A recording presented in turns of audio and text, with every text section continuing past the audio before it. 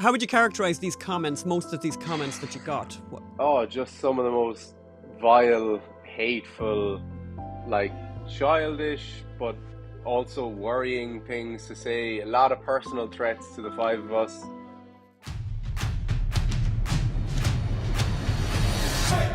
Hello, my name is Anne McElhenney. And I'm Phelim McAleer. Welcome to the Anne and Phelim Scoop. And this is a piece of honey. Apparently. Honey. Because as you can hear, my voice has got the sexy journo. Journo on the ground. Smoked too many cigarettes. Yeah. Drunk too much whiskey.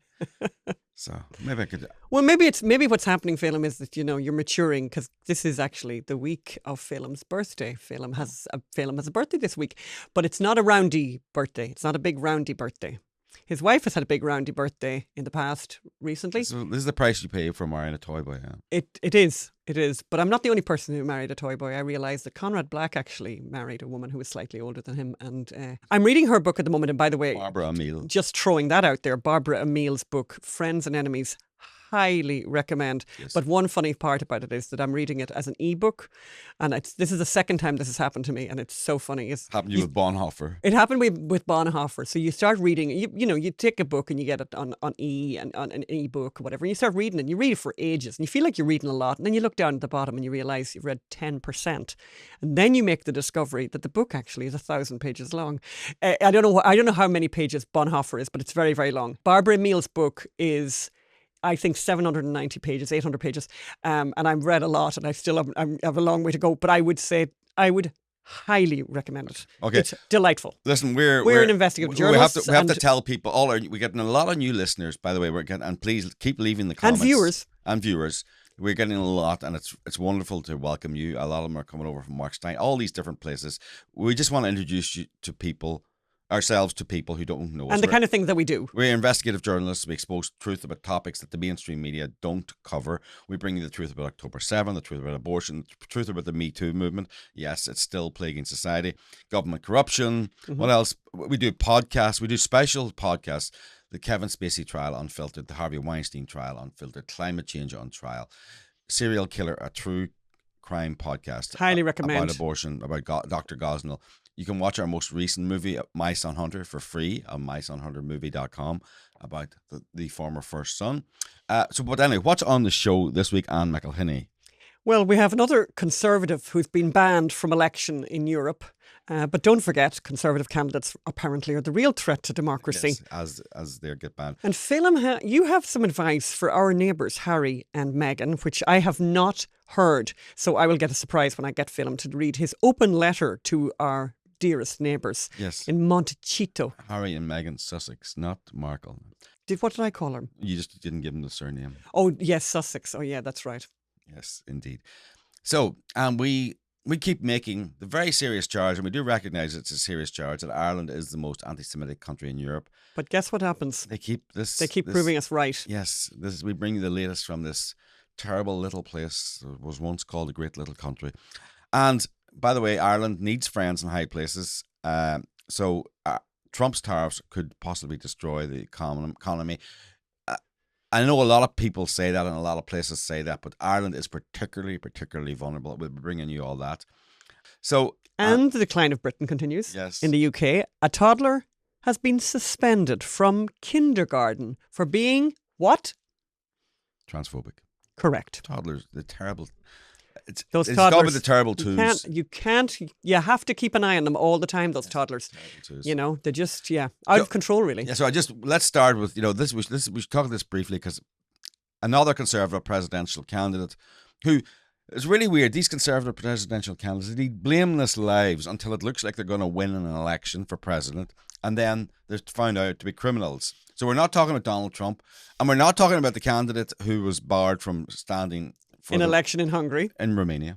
Oh, in Romania. Oh, sorry. In Romania. Where we used to live. Where we used to live, indeed. The latest attempt by the deep state to ban a popular and populist candidate It's happened in France. Marine Le Pen. She's been banned from standing for office for 5 years, sentenced to 4 years in prison, blah, blah, blah, for Embezzling. But and by the way, so when you read this story first, when you hear this story, particularly if you read it as reported by the BBC, etc., you hear that she's being convicted of embezzling EU funds, and you think, okay, this is incredibly, this is incredibly serious. Yes. Until you realise exactly when you dig into this embezzlement, which, by the way, she did not personally benefit from at all herself. In fact, no one. Not great embezzlement, by the way. I don't think she's great at this, Marine Le Pen. You're not great at this embezzlement because I think benefiting yourself, like getting like a nice car or something, or going to nice dinners or big boat. Actually, funny. I remember we used to watch that TV series, American Fraud, or what was it called? American Scam, or American Scandal or something, or Stacey Keach. If you ever walk into a house and it's full of sports memorabilia, they're generally fraudsters. This is a huge thing to say, Phelim. Careful now. That's something. All the fraudsters, they had this, Oh, they're buying other people's memorabilia. Is that what you're saying? They're buying, the glove that I can think of a house. Mantle. Oh yeah, well, I can think of a house we went to where they had a lot of that stuff, Phelim. Yes. And I'm not going to say that. Anyway, off you go. As someone once said of that person, I wouldn't trust him as far as he could throw him. But anyway, the charge surrounded that party members were given jobs working for MEPs in the European Parliament. And as they were being paid by the EU, were working for the political party. Yep, you heard it right.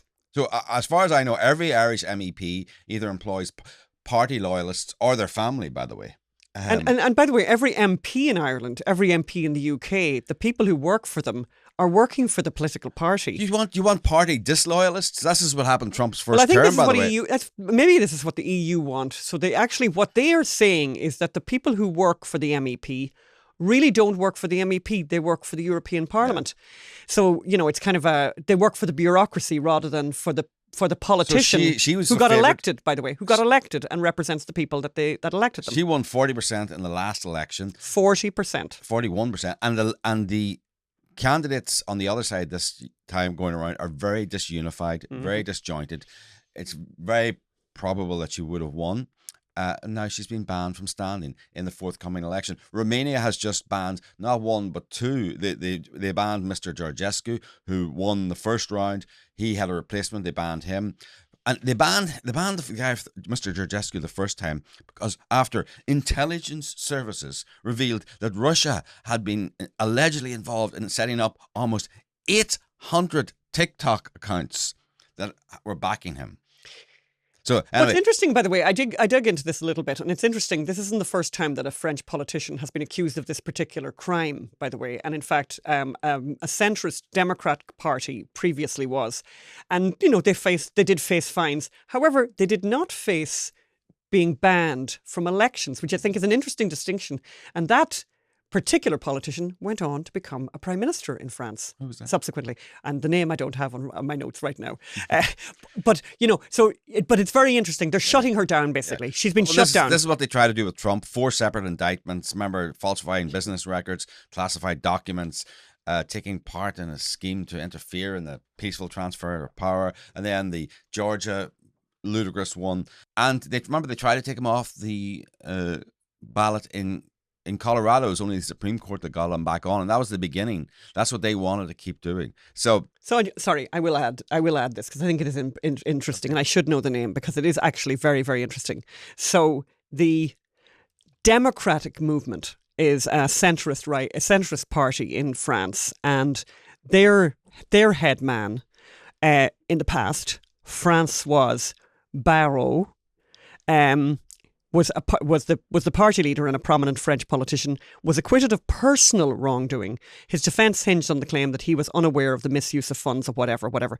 But no, he never faced a political ban, and in fact, it allowed him to become the French Prime Minister in 2024, by the way. Recent history. It's very recent history. Not ancient history. So let's move on to another basket case European country. Oh dear.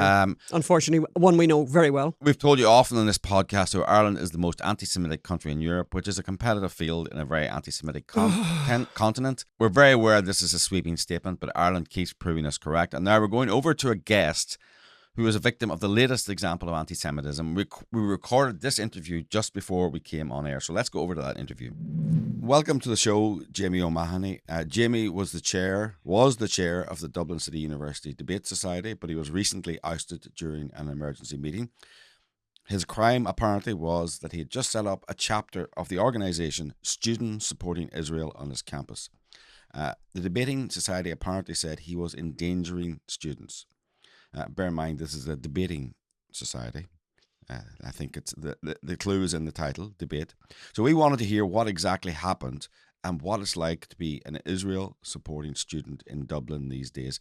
Jamie, welcome to the show. Thank you very much, Anne and Phelim, for having me. It's a pleasure to be here. It's great to see you. Thank you. Great. So, Jamie, you're a student at Dublin City University.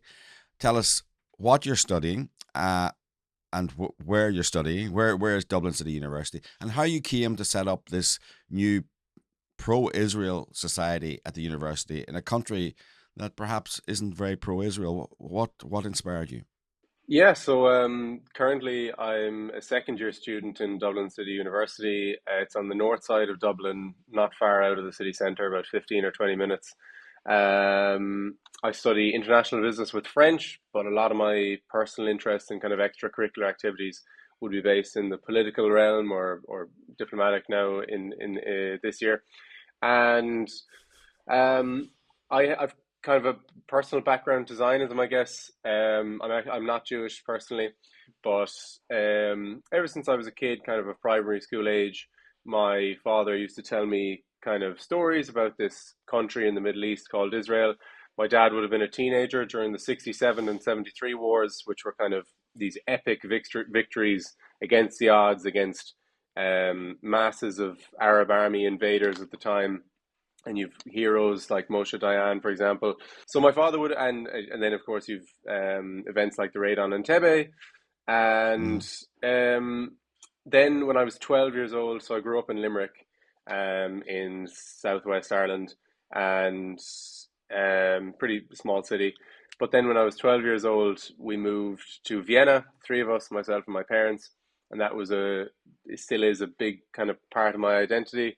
I don't have Austrian citizenship, but I do have residency. Lived there for a year, and I think there a lot of history, especially at that sort of age when you're developing and trying to get a sense of the world around you. There was a huge amount of history, obviously, to be seen in Vienna. I mean, our apartment Yes. was only a few hundred meters from the main Gestapo headquarters during the Second World War. You've got a couple of major Jewish monuments. Israel as a country is celebrated there today, the modern nation state. And you have an actual, within Vienna itself, then you have an actual Haredi ultra-Orthodox community that you would just notice as you go about your day, which it wasn't the case at all in Limerick, or anywhere in Ireland, really. And Yeah. then when I was a teenager, then kind of growing up, I suppose a key moment was the May 2021 Gaza war, kind of the biggest flare up prior to the current conflict. And it lasted only, I think, less than 2 weeks. But the world's media shone on Israel, particularly during that period. And I was just after my 17th birthday, and I really kind of developed a deep interest in it at that stage. The following year, October, and at that stage, I started to develop kind of my quite strong Zionist Yeah. views, looking into Yeah. the history. So, And yeah. So, Herzl actually wrote his book Der Judenstaat in my district that I grew up in Vienna. Wow. okay. Well, Wow. okay. So you So- have, you have an interesting connection. Tell us why you wanted to set up Students Supporting Israel group. What's the background to that? I think we should also give a kind of, for people, when we've talked a lot about it on the show, that Ireland is, and you can parse the words here yourself, I would say the most anti-Semitic country in Europe.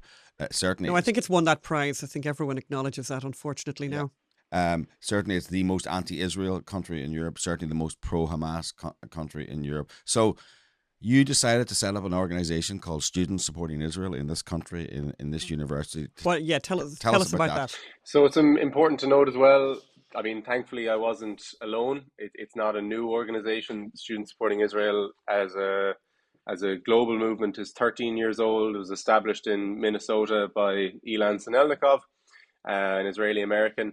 And essentially, long story short, I spoke at a debate last March, just over a year ago, from a pro-Israel perspective. At that event, I met someone who basically offered to me to go to America for a week in July last year for a political conference, which wasn't actually strictly Israel related. It was just kind of a political conference. And at that week-long event in DC last July, I met a couple of students my age, Americans, who ran SSI, Students Supporting Israel, branches on their campus across America. And they were amazed to find an Irish person who had very strong Zionist views. And so at that stage, we kind of connected on that bond. And I was introduced to Elon, the president and founder of SSI. And then we were basically in contact for a few months. I started university second year in September. Wasn't really immediately on the agenda at all, to be honest, to set up a branch. I was staying involved definitely in that cause. I was actually campaigning with Alan Shatter at the time in our general election. And then, in December, it was a pretty big time for myself. I went over to the Students Supporting Israel annual conference in Florida. It was just a couple of days before Christmas. Yeah. And that was a huge thing for me to... So you set it up.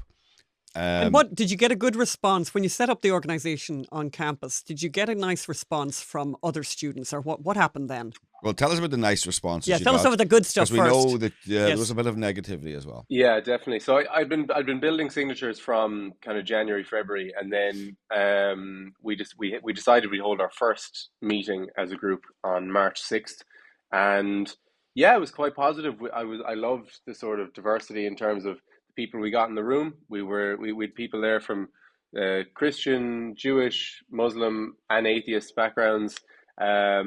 We had multiple Irish there, but also French, even Kazakhstan, and a few other nations. And I was delighted with things. I mean, the Jerusalem Post invited me to write an op-ed with them about the new group. Multiple positive comments from people in the Ireland-Israel Alliance and kind of the Jewish community in Dublin, kind of acknowledging it was a bit of a new step, really. We were the first, we are the first Zionist student grouping in Ireland. So I was very proud of that. Mark Humphreys, who's another DCU lecturer who's quite sympathetic to our cause, he's been helpful as well. And ultimately my parents as well, who were more supportive than anyone. Word spread, like the Israeli embassy was very proud of this, and as well as the Czech embassy and German embassy. Yeah. This is before the Israeli embassy closed, I presume. No, sorry. The Israeli embassy has officially closed in its capacity. I suppose you'd say figures from the embassy, the ambassador, a few other members of staff. So when did things start to turn south? When did you suddenly start to think there's a problem here? What happened? How did it start? Tell us about the negative responses. Yeah. So March 13th, the following week, really simple idea. Me and 4 other guys decided we'd set up a table in the main student building on campus. Other societies do this all the time. I mean, almost every day of the week you see a society in this section of the building trying to recruit new members, basically. And I had, simply speaking, for over nearly a year and a half now, I've grown very, very sick and tired of the monopoly that BDS, the BDS branch on campus, that they held over the student population. I mean, you had Palestinian flags hanging all over the student building. They had hosted multiple events. They'd brought in external speakers. They even brought in the cousin of a former Hamas leader, Ismail Haniyeh, last October, and no one from the university cared, even though I raised their attention about it, brought it to their attention. And so I was sick of that, to be honest. And I said, you know what, it's only 5 of us in the student building. We'll set up a table. We had, very simple, with the Irish flag, with the Israeli flag. We had a few leaflets from SSI, and we had a couple of posters of hostages that are still trapped in the Gaza Strip. And we were there for about 2 hours. Wasn't that bad, to be honest. We got some positive reactions, some neutral, who were just kind of surprised to see it. Some people, they'd be angry and they'd kind of walk by and they'd glare at you, but they wouldn't say anything. And then we had those who came up to us and, you know, some were willing to kind of respectfully, politely debate. Others were more of the agitator style and tried to kind of get in our faces and call us names and that sort of stuff. But it honestly wasn't that troublesome, really. And we did our 2 hours and we were delighted with ourselves, and we packed up and went home. It was the next day, the Friday, when we posted an Instagram post, just of us standing at the table. Uh-huh. It's important to note as well that we weren't shouting, we weren't playing music, we weren't broadcasting like radical slogans, for example. All we were doing there was standing and inviting people to kind of talk with us. And then this Instagram post went up, and of course, classic social media, like, things spread like wildfires, and it just ignited a huge storm. And especially over the weekend as well, I think, when people are doing less with their day, they're on their phone more. People just tore into us, and it got a lot of attention. It got 2,500 comments, and the post itself was viewed over 150,000 times. How would you characterize these comments? Most of these comments that you got? Oh, just some of the most vile, hateful, like, childish, but also worrying things to say. A lot of personal threats to the five of us. Right. That's what I wanted to talk about, the personal threats. So have you brought those to the attention of if you brought those to the attention of the university, and have the university given you any comfort? Have they given you any special security measures? Tell us about that. So, yeah, I mean, a lot of stuff went down over that weekend, basically, and the Monday was Patrick's Day, so no one was in college then. I had been removed by my debate committee on Sunday night, which was a very bitter experience. And we want to talk about that as well. Yes, very much so. But we come in, So Tuesday then, I was kind of, I realized, well, I'm going to have to go back to college here. And a few of the guys were very shook up about it. I mean, one poor guy that was with us at the table actually had a nervous breakdown over the weekend, and like that's horrible to hear about. All of us were really in shock at what had happened, and the backlash that we received for an action so simple. And Tuesday then, I did genuinely start to get kind of worried for my own physical well-being, because of my profile as the Debate Society chair. It was very easy for people to, with 2 clicks on Instagram, see that through a Debate Society post that I was a second year and I was doing international business with French. And so then that shouldn't be an issue, but timetables, the timetable system for DCU is public. So all you have to know is a course code, and you can put that in and you can see the classes, where you'll be, classroom, and the times of day that I'll be there. So that was posted publicly, and people were talking about, oh, look, he's going to be there this time, why don't we go for him? So that isn't exactly a welcoming experience when you're thinking about going into class. So the next day, my father and another lecturer at DCU and Alan Shatter and myself, we tried to meet the president of the university. He, quite frankly, hid in his office from my dad and the other DCU lecturer, and kept him waiting in the lobby for about 40 minutes. Then my dad went into the room, and he wasn't in a meeting or busy in any form. He just didn't want to deal with the issue at that time. And later in the afternoon, then we had a meeting with the dean of students and another member of staff from the college. And what we were asking for seemed pretty simple. We wanted just make it 3 lines, even just a public statement from the university saying that they wouldn't condone threats towards DCU students, and that our safety to go about our academic affairs should never be a threat. Should never be threatened. But they really didn't want to do that, unfortunately, because they felt it would inflame the situation further. But personally, I see that as quite cowardly. It was they know that, but they basically wanted to appease the mob, in my opinion, because look, we know that if you were black and this happened to you, or you were a woman, or you were an immigrant, they would be on a high horse, the highest horse, and the highest. Or if you're a member of some kind of LGBTQ alphabet soup, you would have gotten all of the protection that the college had to offer. Bring us past that moment, because I definitely want to go back. Actually, maybe we should take a moment here and go back, because I think the Sunday what happened on Sunday of that week is extraordinary. So you had, previous to this, been the chair of the Debating Society at DCU, which is quite a large university, and you held that position. And suddenly, given your the fact that you'd started this SSI organisation, this Students Supporting Israel, they had an emergency meeting. They called you to an emergency meeting on a Sunday. Tell us what happened. So how did that go down? What was the outcome? And what was the outcome? It had been building. The Saturday afternoon, I started to get a bit alarmed at people texting my phone like the apocalypse was coming. People were really panicked. People just who knew me and maybe were on my committee were freaking out at the mere thought that they would be associated with me.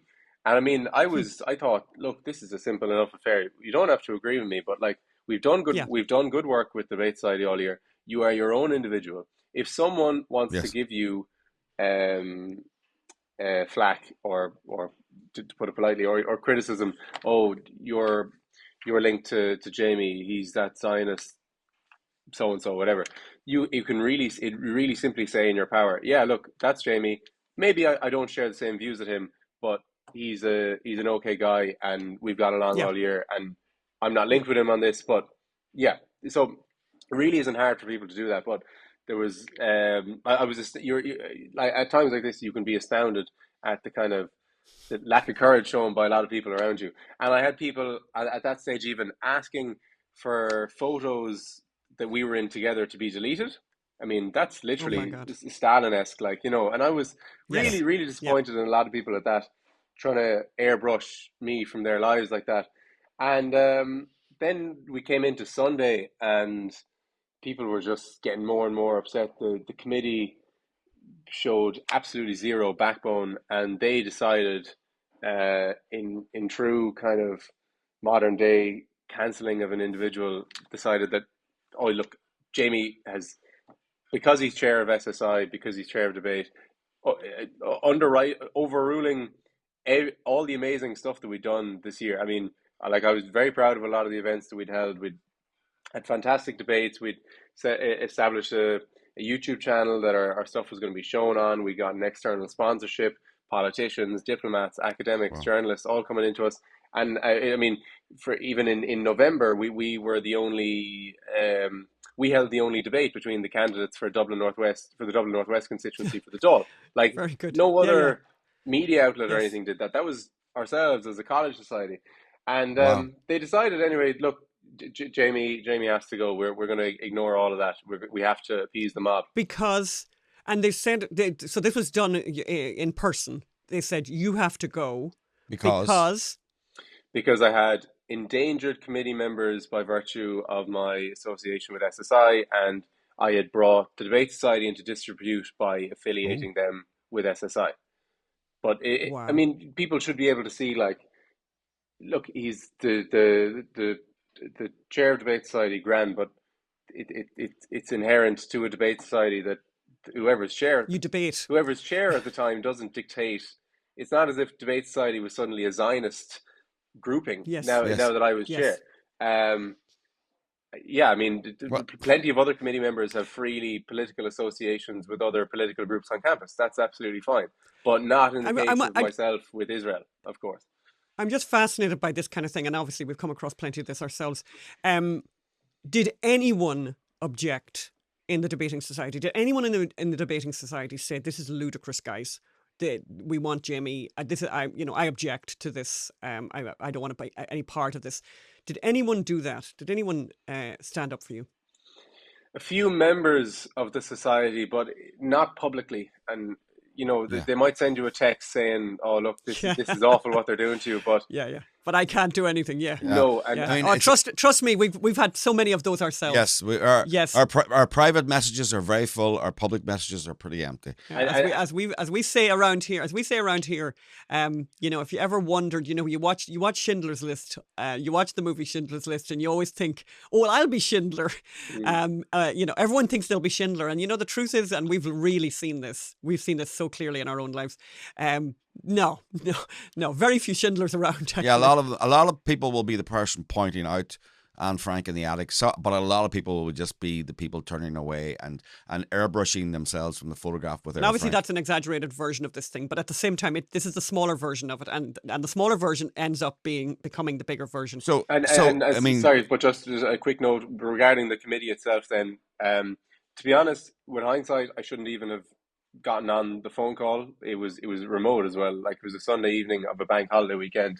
I should have just put it off to Tuesday, but I felt in the moment, look, I have to defend myself with these people, and I expected some degree of rationality, which was foolish of me, seemingly.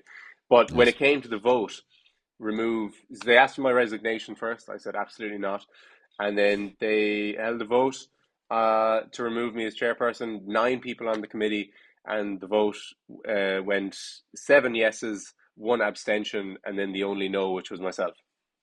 So Wow. Wow. yeah, Yeah. God, it's what pretty an what remarkable. an education. Whatever about all of the other studies you're doing at DCU, what an education you've just had Yes. in how the world works and doesn't work, and how people and how politics works and doesn't work, and how how an idea, a simple idea that's not illegal, that is not or that you support the state of Israel, a very legitimate position to take, particularly given the recent history. Is deemed unacceptable by a debating society, and a university in Dublin. I mean, it's shocking. By the way, Now, so can I? here's the next. Well, here's Well, the next thing that I want to go on to. How did the college respond when they heard about this, when this became public? So yeah, as I said, there was no public statement from them. They, I mean, like I don't doubt that they were credibly concerned for our safety, but it is still pretty awful that none of us came into campus that week. Now, one step that we've had over the last few weeks since then is it's a specific security app for our campus, and you go into it, you press one button. Campus security have already been alerted to our situations as individuals, and if we need to press that button, they're immediately alerted to our location to come in for us. Now, I have another question as well. well, no, I just want to say that's they should have campus security at all of your publicly listed classes, because campus security arriving 5 minutes later or 10 minutes later it's a bit is late. 5 minutes too late Yeah. or 10 minutes too late. Well, you don't want to alarm anyone, but that it's a fair enough point. I think there was another thing that I wanted. Yeah, there was another question I had, which was, and I think I saw this in some of your social media, was that Students Supporting Israel has applied for whatever it's called, for recognition, I suppose, by the college. So the college has to recognise clubs in some way, some kind of ordinance. Have you succeeded in having SSI recognised at DCU? no. So this is a particular point that still gets me quite worked up.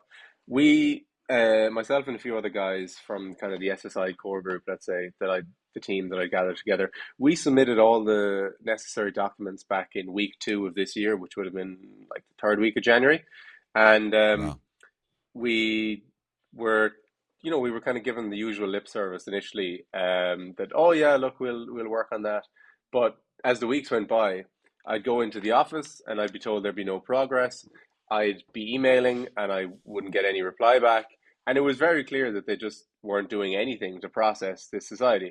So and it really should be noted as well, the BDS run all of their events like that, and they take over buildings, or parts of the university, and they even disrupt academic life by hosting walkouts from classes.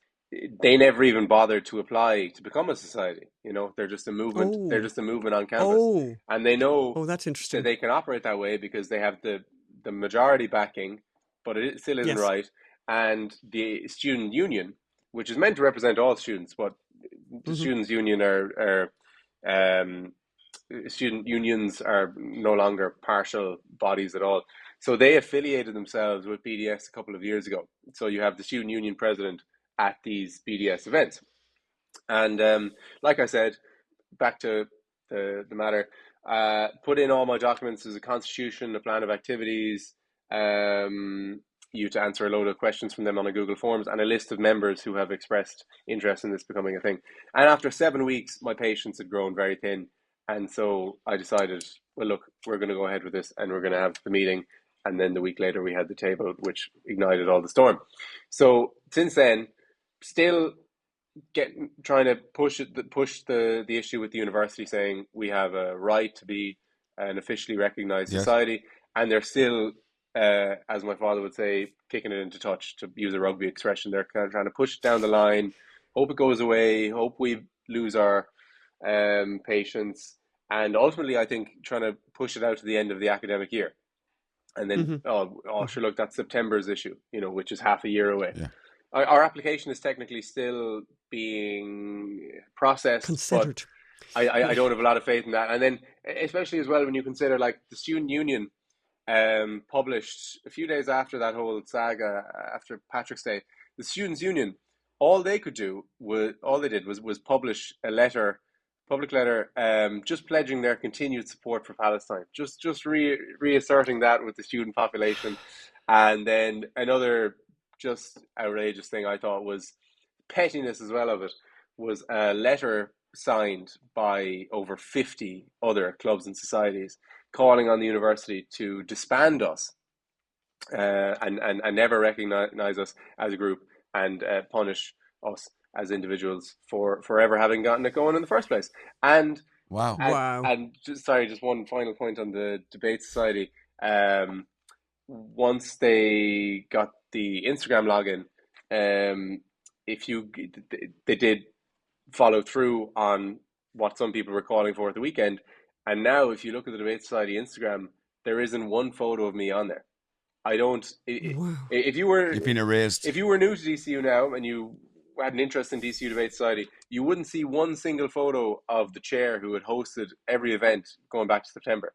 Wow, it's incredible. Like, there's no trace of me on the Instagram. I had people unfollowing me on Instagram, removing their connection with me on LinkedIn, deleting posts that we were in together. It's remarkable, like, the lengths people will go to. Yeah, can I just say, I suppose individuals have the right to disassociate from you, but it's something very creepy about a organization doing it. It's very Stalinist, and we laugh at Stalin now and his clumsy attempts to erase history and rewrite history. And by the way, rewriting history was supposed to be something the right did, and that, but, for the left to be doing this, I suppose the left always did it. They just got away with it. They just got away with it, and very good at blaming other people. I just want to, you sound good, Jamie. You look good. You sound good. I mean, this has to be a really horrible experience to be living through. I mean, you're at the same time as this, you're a serious student who needs to, take on your exams probably in the next month or two. How are you doing? How are you feeling? I would say, to be honest, that the week of Patrick's Day, so the Monday,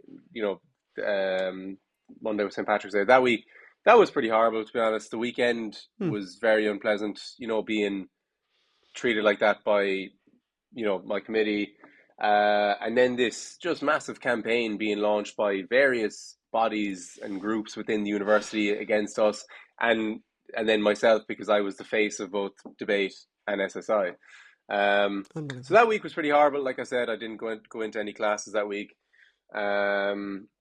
So I just got out of Dublin. I went down to my family home in Limerick, and that was a nice kind of get away from them. I have a question, Jimmy. Has the Irish media covered the story? No. Wow. No, the only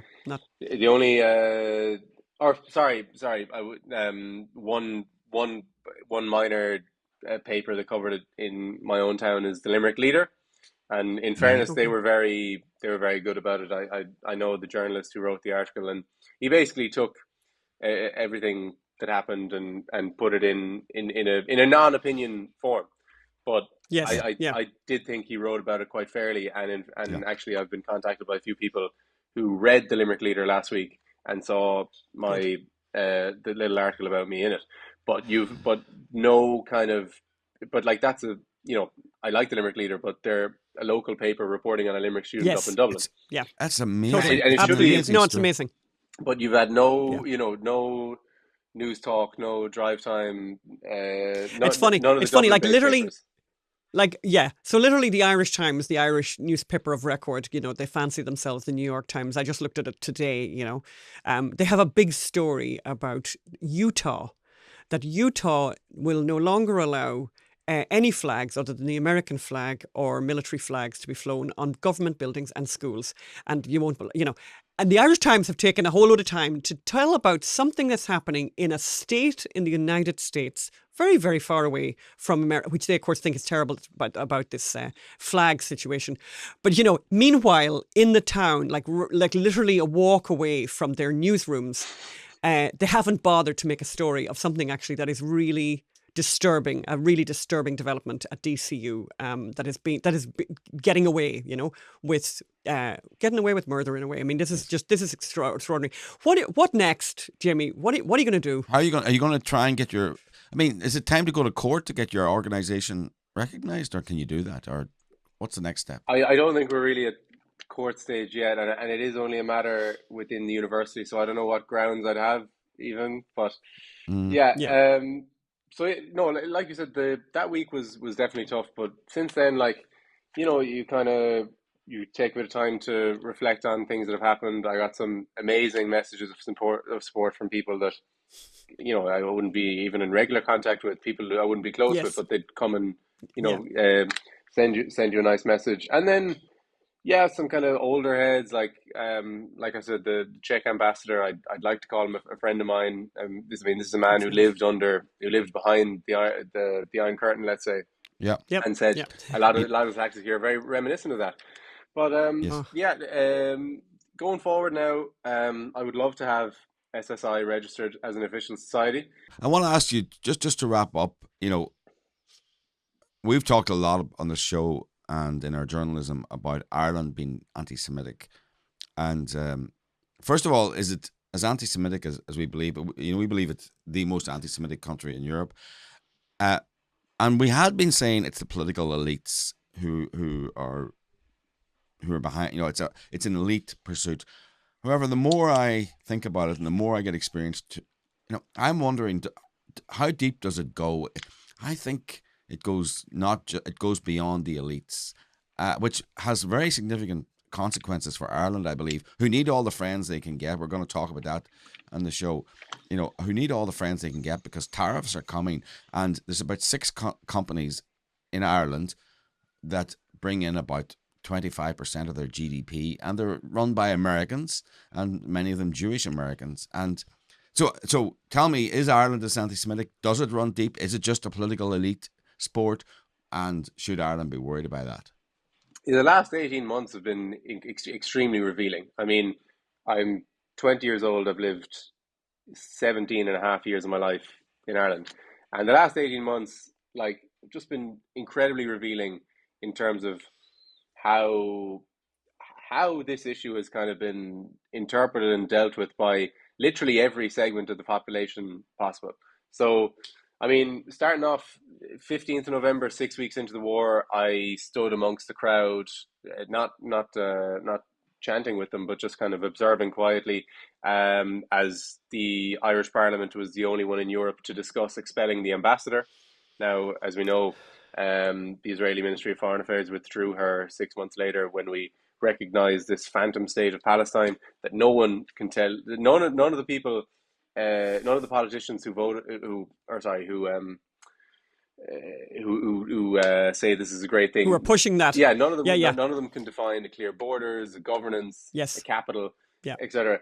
But no, I mean, it's kind of integrated in everywhere of life. I mean, every Saturday across the country, you have IPSC protests. It's the Irish Palestine Solidarity Campaign.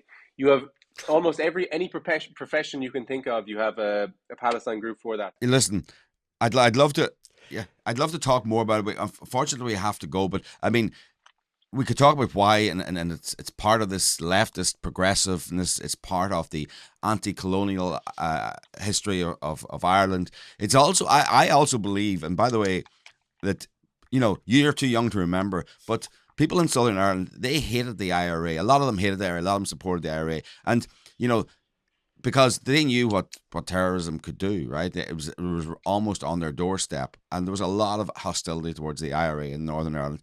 This, as you said earlier, this is an easy attitude to have. Virtue signaling, You know, is, by virtue the way, bombing. Virtue bombing, yeah, because actually the idea Virtue that murdering, virtue raping, you know? Yeah.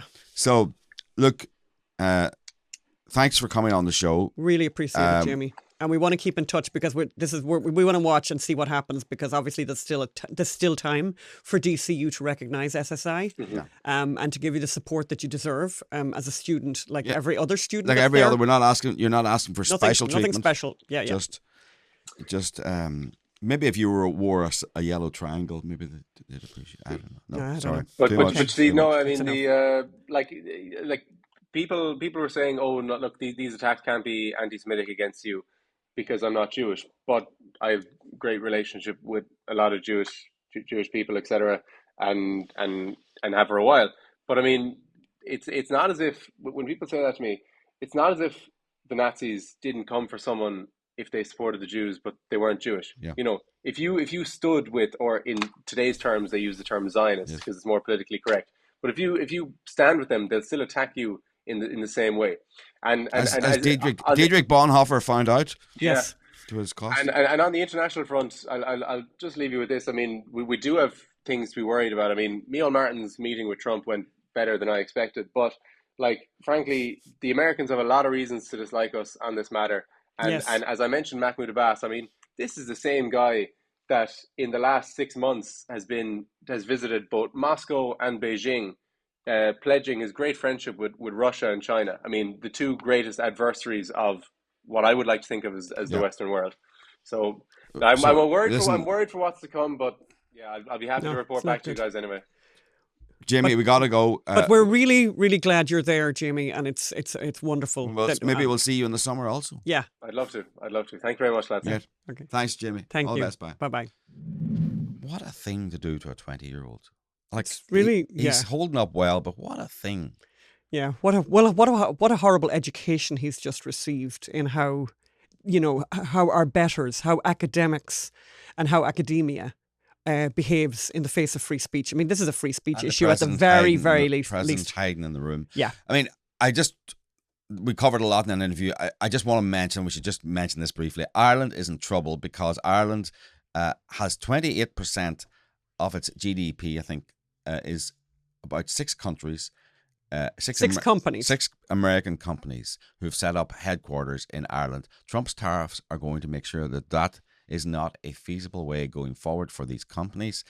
Ireland is going to lose a massive tax revenue. And it's interesting. We happen to have a close relative who has been talking about that for years. She's been talking about this for years, and she's been saying that the one story that does not get talked about in the media in Ireland is the fact that our economy is extraordinarily vulnerable to the whims of America if America decided to take some action about the fact that these companies are headquartered in Ireland, and they're not headquartered in Ireland because the weather's great. They're not headquartered in Ireland because we're particularly intelligent, although obviously some people are.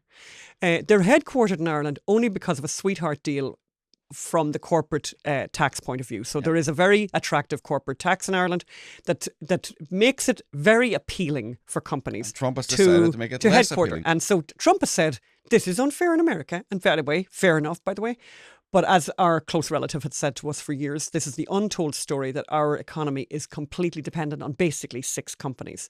You take 25, 26, 27% of GDP out of the economy, things are going to fall to pieces. And unfortunately, for Ireland, that looks like an inevitability. And by the way, Ireland's doing itself no favours by continuing with the kind of behaviour we've seen that Jamie Omaha has just reported on in detail. And what a great guy, what a great young person. And they're lucky to have him. And I hope he gets lots and lots of support from people across Ireland and students across Ireland who should be joining SSI if that's what they want to do. But if you don't want to do that, at least support his right to have an opinion that isn't maybe your opinion, but he has the right to his opinion. Okay. So I want to address... Oh, Phelim wants to address Harry. So, Phelim, you wrote a letter to Harry and Meghan. You know, look at you being so friendly with the neighbours. It's kind of an open letter, but it's kind of private, right? Go on ahead with your open, private sort of private but open. advice, you know. You're giving advice to these fabulous people. I do. Go ahead there, Phelim. You knowing so much about royalty and all. One of us being from a country that is actually, one of us being the subject actually to the royal family, and one of us being in a free republic, even though the people who are born in the free republic are the people who threw the people in Phelim's part of Ireland under the bus and ran off with our freedom and said, good luck to you now with the Queen and the King and whoever else turns up. So, dear Harry and Meghan. Oh, Phelim. Greetings from Los Angeles. I don't know where this is going. I hope you don't mind me addressing you so informally. Look at you, Phelim. I mean, you're royalty and I was born a subject. You are a subject. I was born a subject, a somewhat reluctant subject. But we're in California now. We're all in California now. So first names feel right, don't they? Harry. Cool. Eh? Meghan. Cool. Move on. I hope this letter finds you well in Monticello. I'll tell you one thing, I'd be very well in Monticello. I remember the first time I went to Monticello and I thought, wow, people live in a place as beautiful as this. Yes. I wouldn't be fit to get out of I wouldn't leave the house at all. I'd never go on holidays again. Is this my letter or yours? No, I'm just talking about myself and my own difficulties with the fact that I don't live in Monticello. I live just south of you in Los Angeles. I was going to use a Trump term there, Phelim, to describe where we live. Is this my letter or yours? Okay. And I'm writing because there's something I need to say as I watch your various projects do less than stellar business. And it's all about Monticello. Look, most people lump Los Angeles and Monticello together. Not me. Like they're twins separated at birth. And maybe you did too when you first came here. It's easy to see why. They're West Coast neighbours. They're less than 90 miles apart and both are perfect all year round California sunshine. Except for today when it was raining. Yes, with the palm trees. They're wealthy, Tesla-centric, until recently. Oh. Green juice is the drink du jour. I saw somebody with green juice this morning, actually. And Los Angeles and Monticello are also home to an enormous number of creative types. They are. I don't know where this is going. Of course, and we're told Monticello's a 90-minute drive up from LA when the traffic gods smile on you.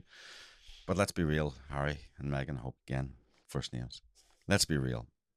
The traffic gods never do they? So it's more like 2 to 3 hours of bumper-to-bumper chaos. We've been there, huh? On the surface, you'd think they're interchangeable slices of paradise. But that short stretch of the 101 highway hides a cosmic gap, Harry and Meghan. And I've got to be real with you. I mean, I think we're friends at this stage, Harry, Meghan. More so Harry. I would Meghan. think so, yeah. Yeah. It's that gap that's at the centre of your current creative crisis, in my humble opinion. And what a crisis. You had one successful interview, a book, a documentary accusing the royal family of being racist. And, you know, by the way, excellent rating move accusing the royal family of being racist. Of course, without naming who the actual member of the royal family who was racist was. But also knowing the royal family has a policy of never explaining and never complaining. So you can make allegations till the coyotes come home. Bum. Do you see that? Go on ahead, Phelim. That was a bit of local. No, I know that. I see what you're doing. In England, I see what you're doing. I see these local idioms being employed. Go on ahead. You can make allegations till the coyotes come home and they'll never be met with a denial. So it's left to sit there. But since then, you've had flop podcasts and documentaries and, again, a less than stellar cooking lifestyle show.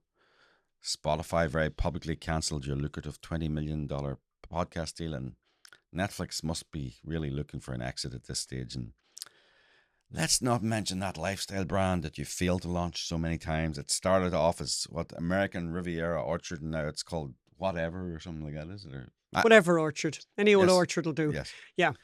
So all is well. All is not well. And hard as it may be to believe, the rot can be traced back to your decision to live in beautiful Monticello.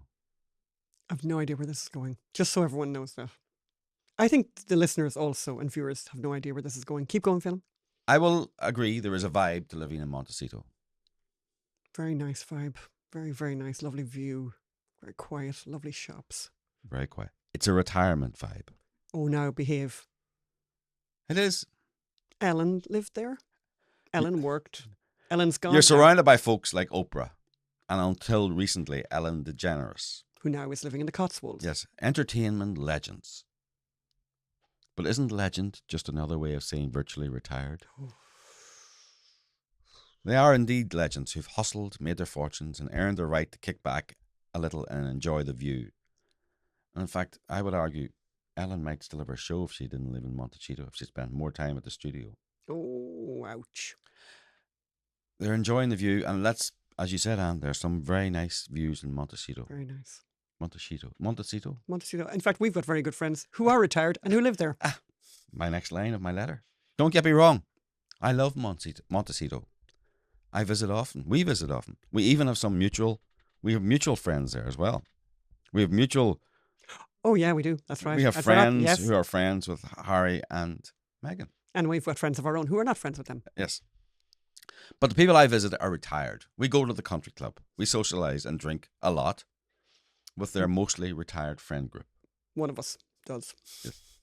But you two, Harry and Meghan, again, first name terms, you're young and you need to put in the grind, find your voice, and in the new world of new media, figure out the best way to get your voice out there. Montecito is for people who've finished their stories, not for a wannabe power couple still writing theirs. If you wanted to come to the West Coast where Meghan hails from, then you should have planted yourself right here in Los Angeles. What incompetent Phelim. LA's where it's at. Messy, chaotic, buzzing with young creators who'd love to collab with you. Collab's the word you use. Stop already. It's not collaborate, it's collab. Please stop already. Are we done now? They talk about the collabs. Right? No, stop it. In LA, things are different. Morning TV, and people don't realize it, morning TV kicks off at 4:30 a.m. here in Los Angeles. That's a sin, by the way. Everyone's up, hustling, chasing the next big thing. I recently, true story, found myself sending an email telling people in Europe they could actually call me at 5 a.m. because of the time difference. In Montecito, as you know, life's a little more like sleeping in till 9, sipping coffee as the world spins on without you. It's true, Anne, isn't it? That is a vibe there. This is an attractive picture you're painting here. I just want you to know that. I just love our story. But are you finished yet? No. I want to tell a story about Montecito when you're done. Yes. Hanging with your pals in Montecito is why you thought a cooking lifestyle show was the way to success. But no, a lifestyle show is for cashing in on your celebrity, not for creating it. You're still in the creation phase. Oh, ouch. So come to LA and get creative and successful. It's a bit grubbier. I'll give you that. There are nice houses here. You may have heard of Beverly Hills, and they're half the price, quarter of the price. And they have real fake English pubs here, which should help cure Harry's homesickness. Oh, God. Then I can see Harry trading podcast tips with YouTubers in Silver Lake, and Meghan brainstorming with indie filmmakers over matcha in West Hollywood. Stop it now. You'd be in the thick of it, meeting artists, app developers, and TikTok. They don't want to be in the thick of it. They want to be in Montecito sipping coffee and matches with their own type. You'd be meeting TikTok visionaries. And yes, the true visionaries are on TikTok these days, not making cooking lifestyle programs for that last century technology called television. Are you finished yet? In reality, you'd find true American creativity in Trump-supporting red states like Florida or Texas. But I know Meghan is from California, so probably wants to stay in state. And I know you wouldn't really know what to say to an actual Trumper. No. So come down the 101, ditch the quiet life, and dive into the madness of LA. The traffic's awful. We have a lot more crime compared to Montecito. But embrace the grime and the crime, Meghan. I'm sure you could hug a photogenic criminal. But whatever you do, don't start a charity for hugging criminals. Charity work, as Harry knows, is hard to manage. But also, charity work is what you do when you've made it. Yours two are still getting there. In LA, you'd fit right in with the high-tech dreamers and doers. Call over. We'll have a coffee. Montecito can wait until you're grey and ready for bingo night. Oh. Yours sincerely, Phelim, Venice, California. Your loyal subject, Phelim, Venice, California. You'll relive to regret that. The loyal subject. Nobody in Northern Ireland's ever going to talk to you again. My favourite story of going to Montecito, which kind of does go a little bit and does agree a little bit with you, is we went and saw. We were invited to a party, in Monticello, and we'd never been to California before, and we drove up. We drove first week time here, basically. first week ever, and we'd just met Andrew Breitbart, and we were all excited, and the weather was lovely, and we were from Ireland, and sure the whole thing was just magnificent, and we got invited to this party, and it seemed that the woman at the house was kind of the one, who was kind of the celebrity, whatever, and there were a lot of celebrities there, including, I'm trying to think of her name, the woman who was the perfect 10. Wasn't that her name? The one who was oh God, sex symbol from Bo Derek? Bo Derek. Bo Derek was And the there. guy from And Sex the guy and the from City. Sex and City, Corbett. But anyway, we were at the party, fantastic. And it kind of came time for us to leave because we had to take a flight or something and whatever. And so I said, you know what, we should say to the man of the house, we should just thank him, So we went in and we said, this has been fantastic. Of course, the house was extremely beautiful, a beautiful pool and gorgeous, stunning. and looking out over the bay and like gorgeous, like beyond anything. We'd only seen the like of that in the television, you see. Television. So on the television. So we went up and then we said, by the way, accidentally kind of to the man, just kind of by way of being kind of passing ourselves, we said, and what do you do for your living anyway? What do you do, And he said, I write a bit of music, I'm retired now. I write a bit of music. Okay, proving your points, Phelim. I write a bit of music. Oh, and then we did by way of, would be anything that we'd know. And he said, sure, why don't I give you a CD here and she can listen to it in the car on the way back. And we kind of rolled our eyes. And we kind of rolled our eyes and thought, sure, listen, God love him, He probably wrote a wee song or whatever and He's he got just it played it, all in a CD. and he's got it on a wee CD and he probably gives it to everybody. But anyway, we get in the car, we put the wee CD into the car and we start driving back. And this is what we look like in the car as we drive back. Yeah. Eyes open. Every hit of the 80s was written by this man, Tom Snow, great man. And we love Tom Snow. And my God, like literally, he wrote everything. Yes. What an extraordinary talent. Anyway, we're great friends. Okay, moving on.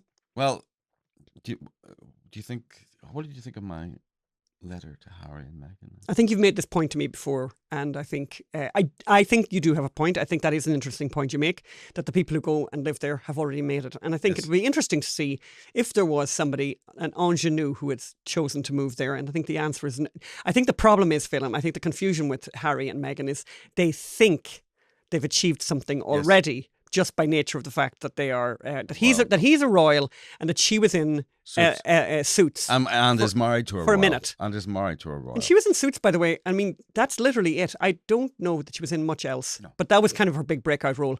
And yes, so they've made the mistake of thinking they've arrived already, and in fact, the truth is they're only starting. Yes. Okay. Moving on. Listen, enough about the royals, Phelim. I thought it was me that was meant to be obsessed with the royals, by the way. I often get that criticism from you just because my mother insisted on Christmas Day to organise the whole schedule of when we would have lunch based on the schedule of when the Queen would make a speech. And then my mother, Queen Elizabeth of England, Phelim, would make a speech and my mother would want to watch it and then say things like, do you not think she could get a better handbag than that? That's but at the same time we watched it very respectfully. There would be a little comment maybe on what she was wearing. On the dress and maybe the handbag. But other than that, there wasn't much to be said. Okay. Listen, I just want to talk about this story from the UK. This just came out today. Yeah, this is the Daily Mail, but they're reporting from the Telegraph. A toddler has been kicked out of nursery after being accused of transphobia. New figures revealed. The child aged either 3 or 4 was suspended for abuse against sexual orientation and gender identity.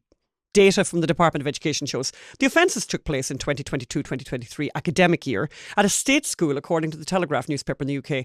Statistics indicate 94 pupils at similar primary institutions, that's up to 11, were suspended or permanently excluded for transphobia or homophobia the same year. And we're just going to mention that again. Similar institutions. This is elementary school, right? This included primary 10 pupils from year 1 and year 2, where the maximum age was 7 and 1 child was of nursery age. I just think the apocalypse is near. Yeah.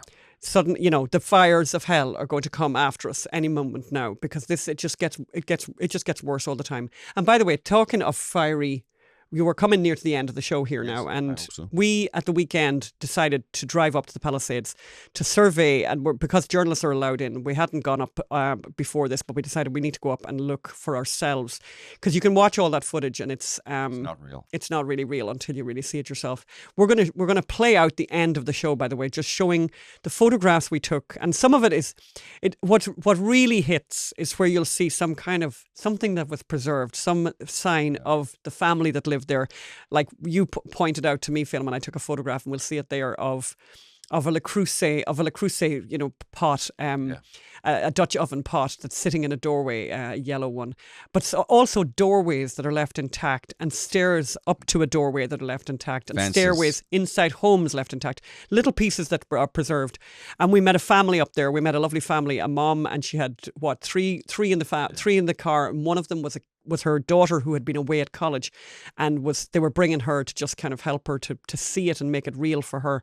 But we're going to play out with those. We will not have a podcast next week. We will be on the high seas with Mark Stein, but the following week we'll be bringing you lots of footage from the high seas. Mark Stein cruise. From the Mark Stein cruise. And we know we have a lot of listeners who will be on the Mark Stein cruise. So we look forward to meeting up with you guys, some of you in Barcelona, some of you later on the cruise. But yes. See you then. And we will see you then. But we're going to play out with photographs and footage from the Palisades and what's left of the Palisades now. Bye.